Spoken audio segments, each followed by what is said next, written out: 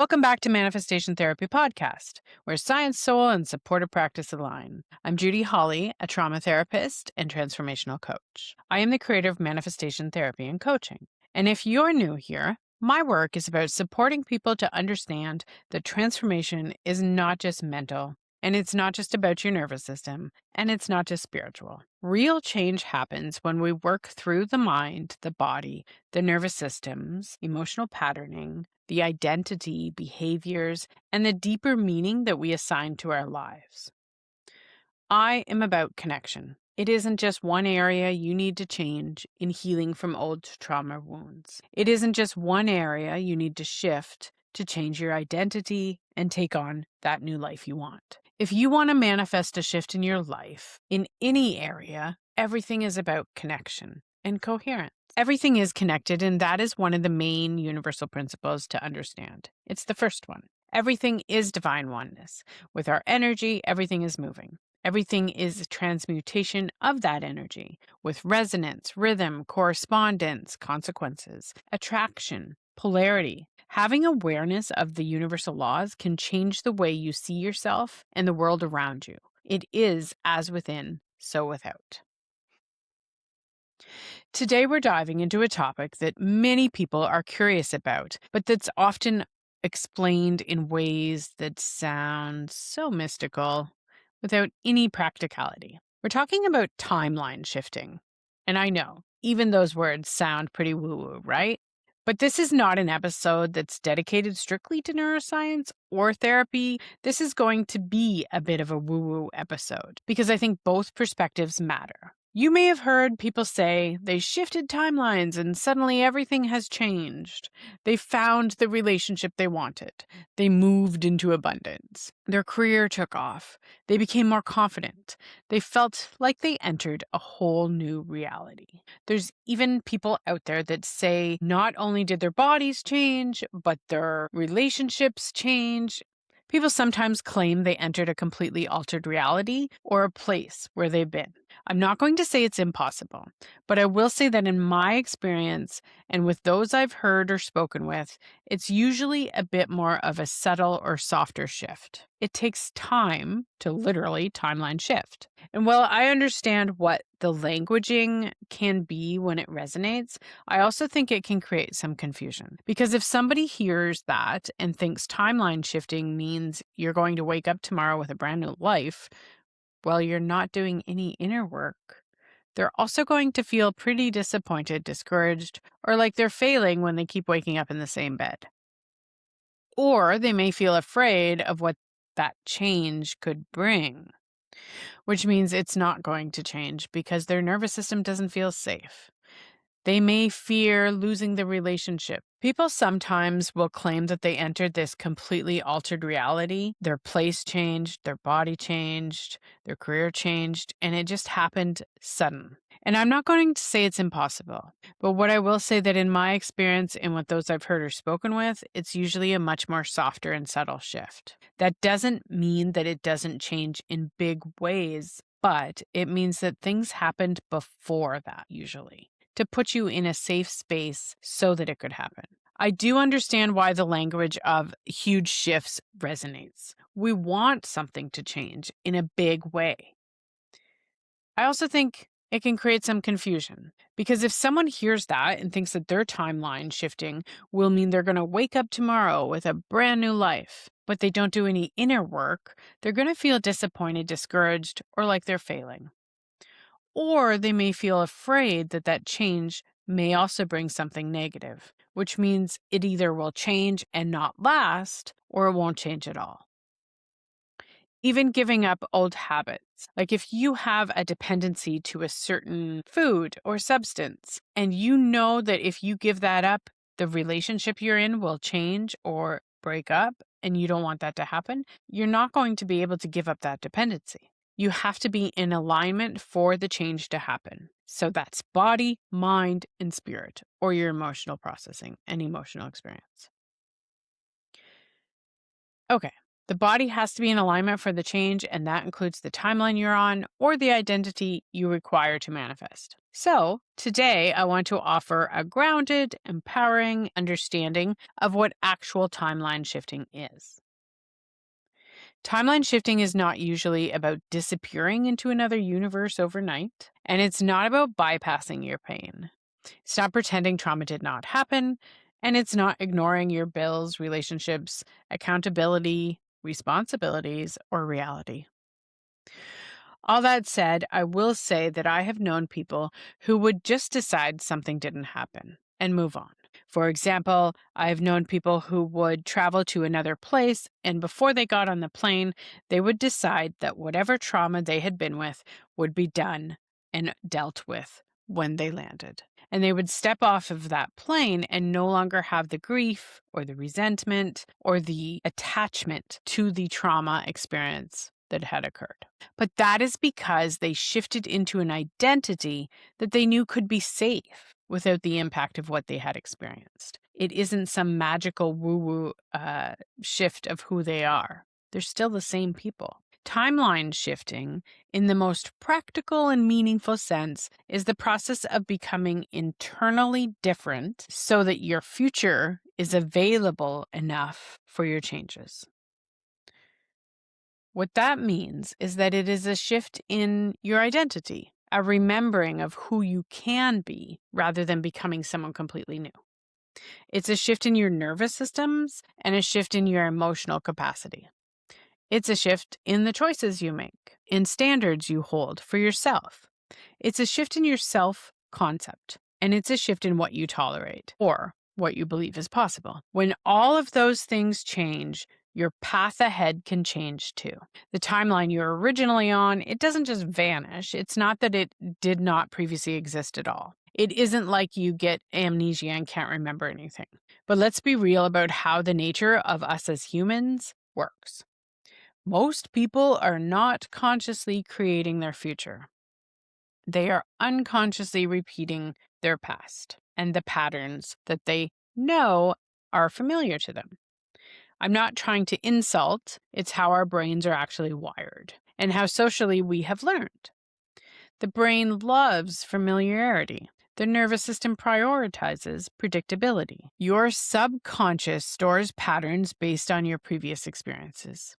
So, if history included dysfunctional chaos, rejection, criticism, abandonment, inconsistency, if you had a lot of trauma, or if there was poverty and shame, if there was dependency and addiction in the family, if you had experience of emotional neglect, or the belief that love has to be earned, you have to work hard in order to earn money, those experiences will quietly shape your adult life. What happens is that you may fear visibility, but really want success. You may want love, but you distrust anyone getting close to you. You may want peace, but always feel this restlessness when things are too calm. And you may want abundance, but you feel guilty when you receive.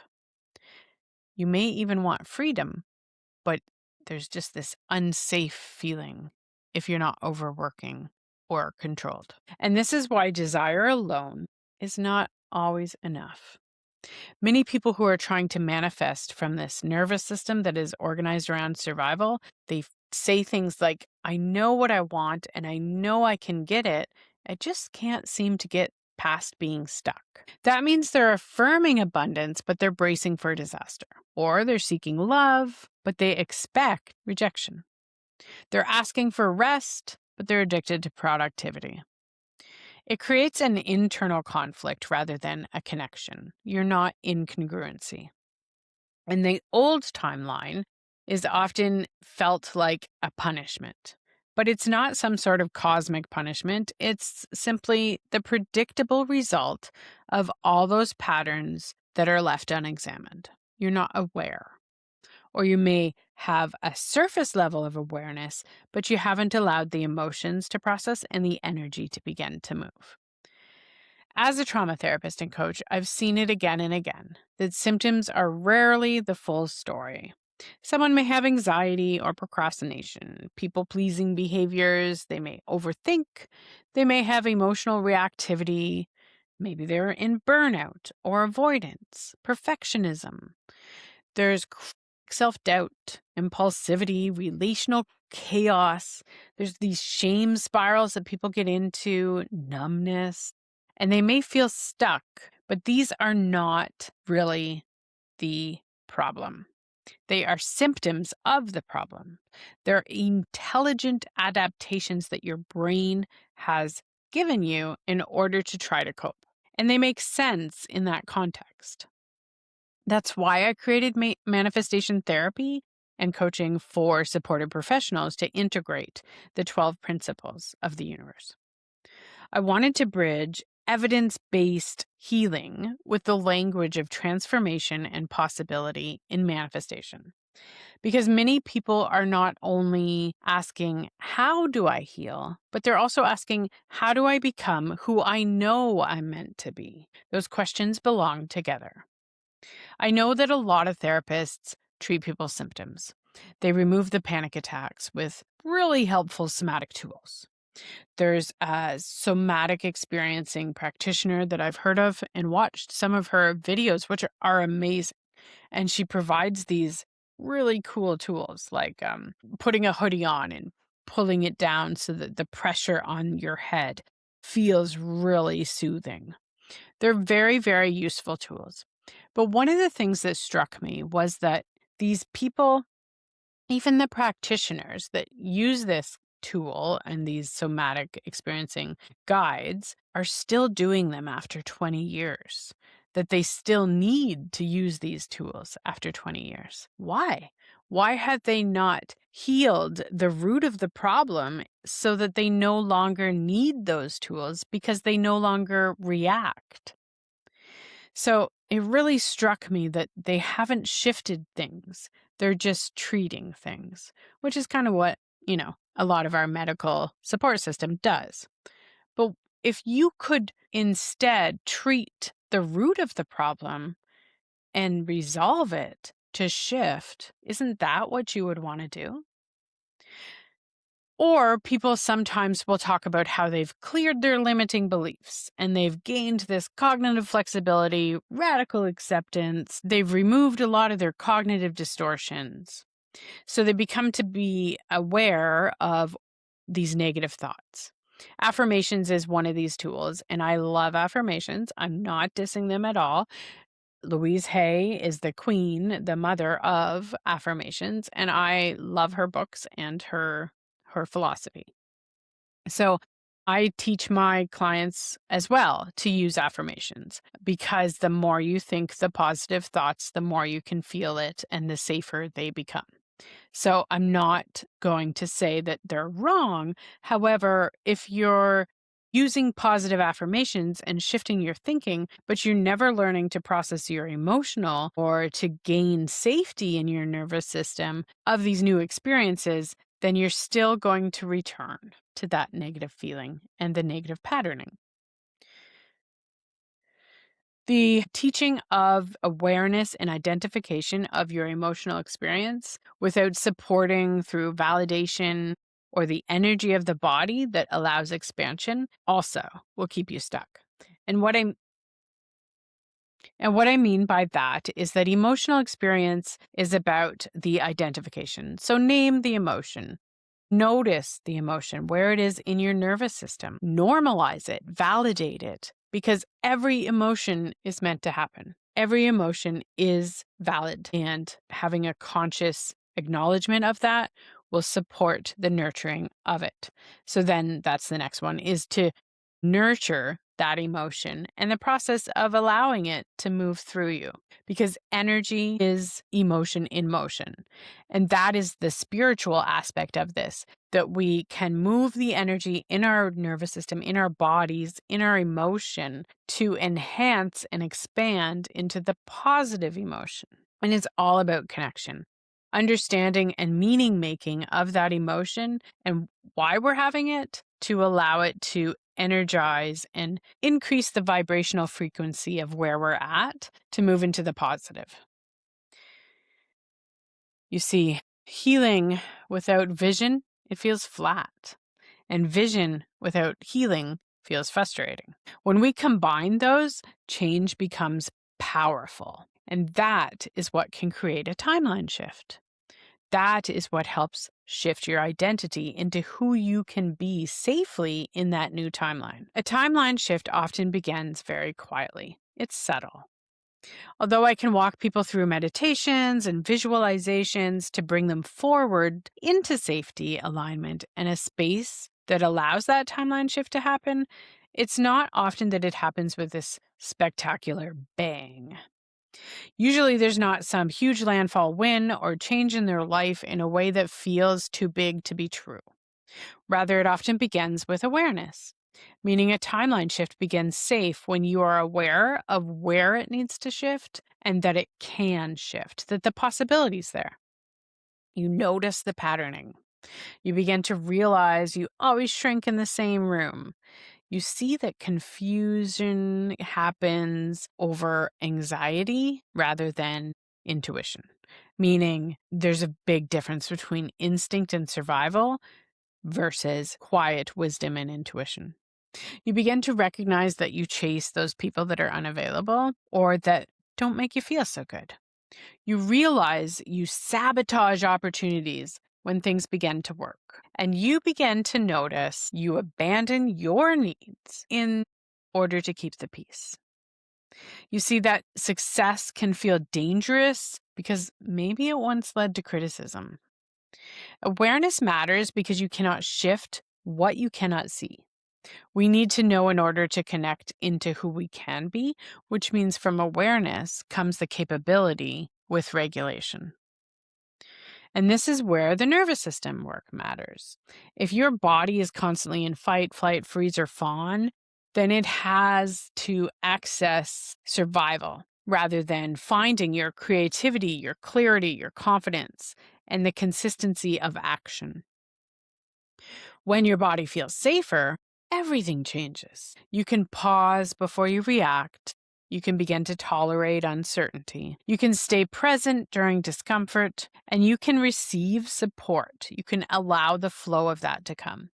You create healthy risks. You remain connected when you're triggered, and you can choose instead of just reacting. Then comes emotional processing. Unfelt grief keeps you anchored in the past. Unprocessed shame shrinks your identity. Suppressed anger, it becomes depression or passivity. And fear can disguise itself often as logic. When emotions move, energy begins to move. When you shift grief into love and honor what was lost, you find that bliss state. You move into the future, into the present.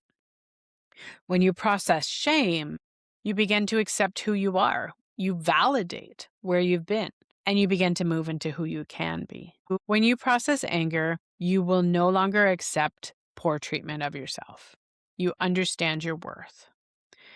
When you process fear, you can shift into a state of safety.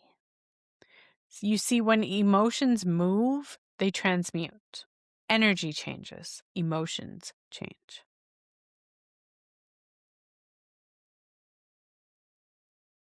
And then comes the identity work.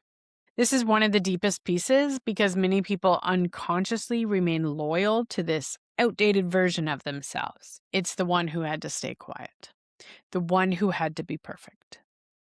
It's the one who had to rescue everyone in order to be safe, the one who was never chosen, or the one who could not trust themselves. It's the one who always struggled and who had a job instead of receiving. A new future requires grieving and accepting who you had to be in order to become who you are now. And then you can allow yourself to shift. So let's talk about aligned action. You cannot think your way into a new life while behaving like the old self forever. At some point, you gotta post the content. You have to apply for that new job. You have to end the draining relationship, raise your rates, and say no. Rest, you have to ask for help or show up consistently and take the help. You have to tell the truth and choose the healthy thing repeatedly. And I'm not saying you can't make mistakes or have moments where you don't make the healthy choice, but timelines move by you moving. Because I also work with a lot of ADHD and trauma, I want to say this very clearly. If change has felt hard for you, it does not mean you are lazy or broken. It's how you've survived.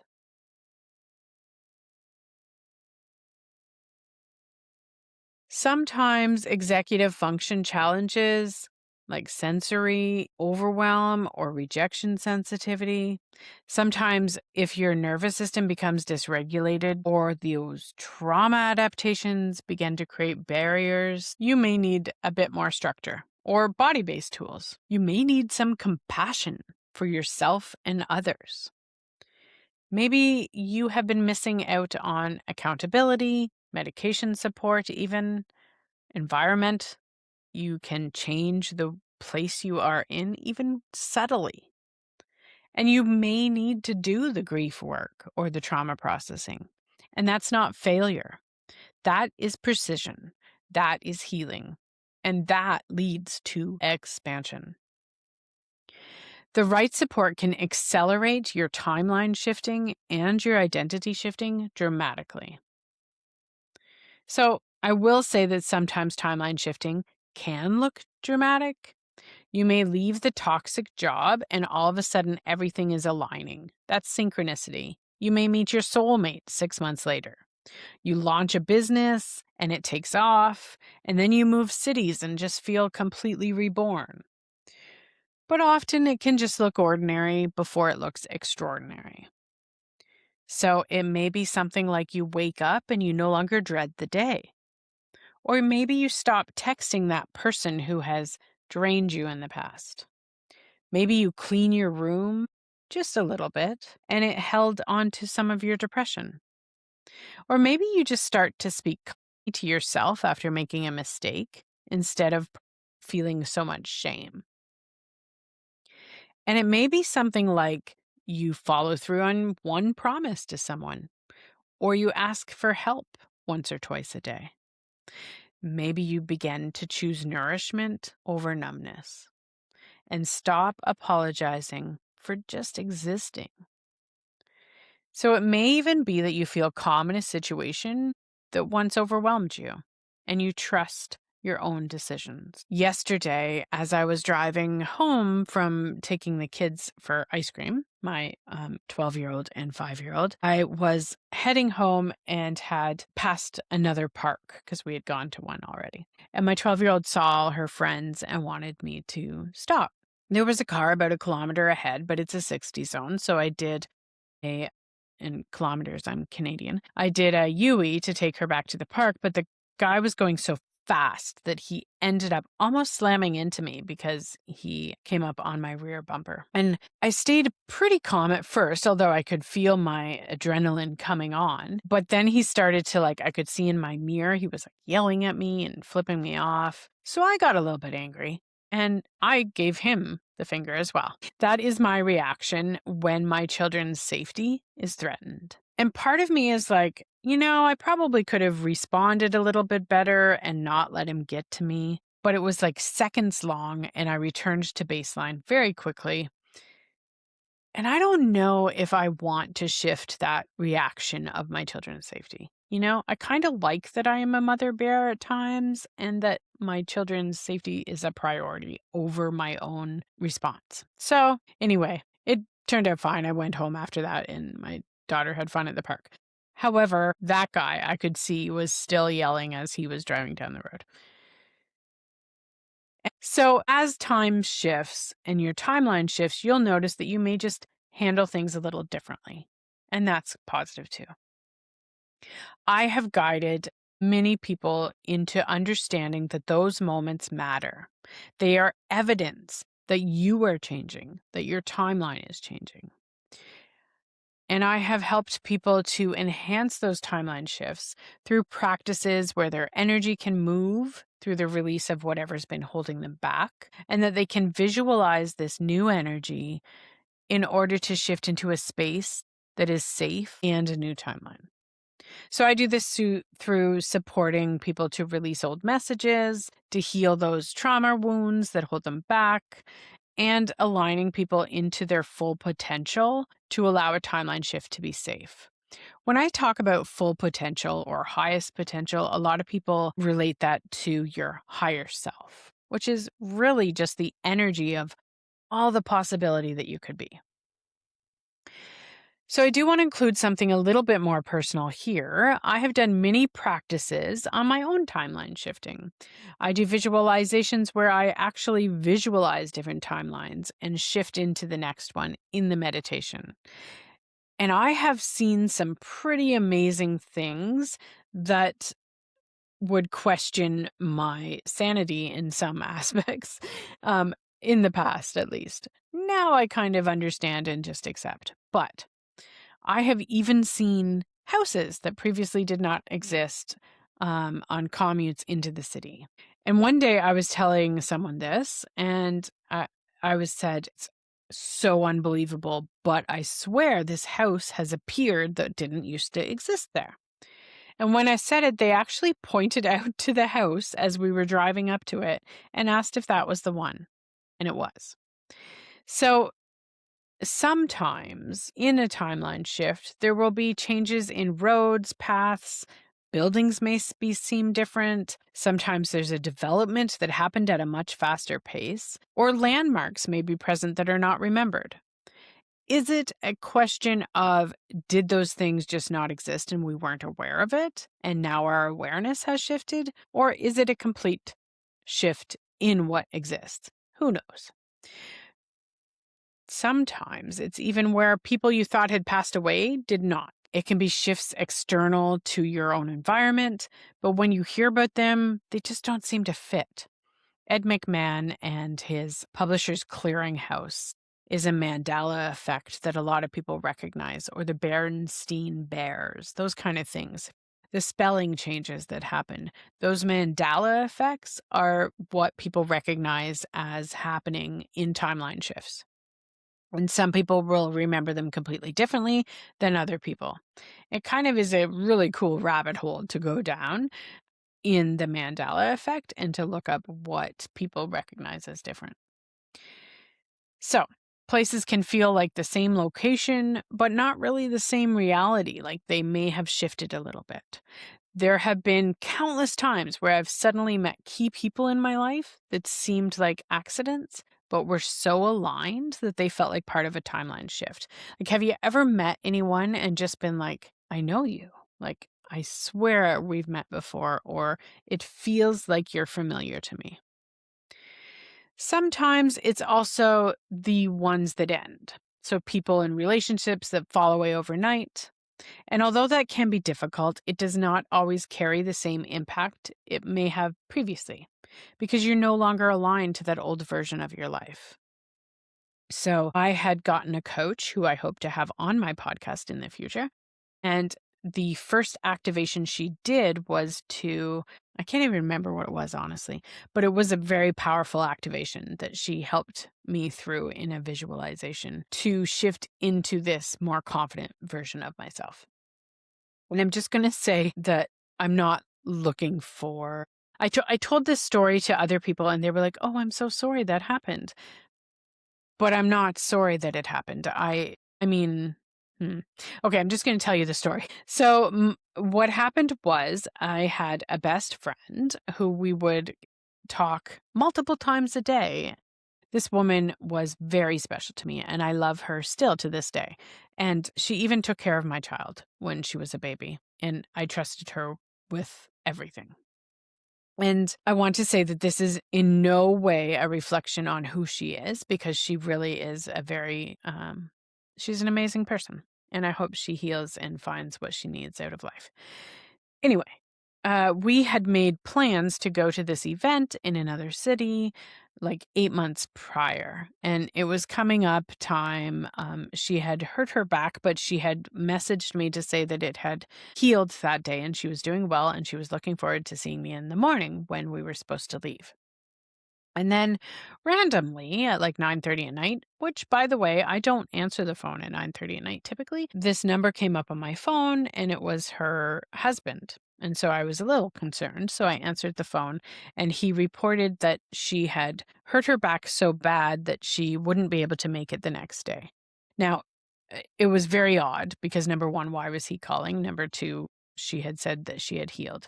And this friend had a lot of anxiety. So I kind of right away wondered if it was more anxiety that was leading her to not want to go. And I also knew that she had a history of disconnecting from people when she had that anxiety.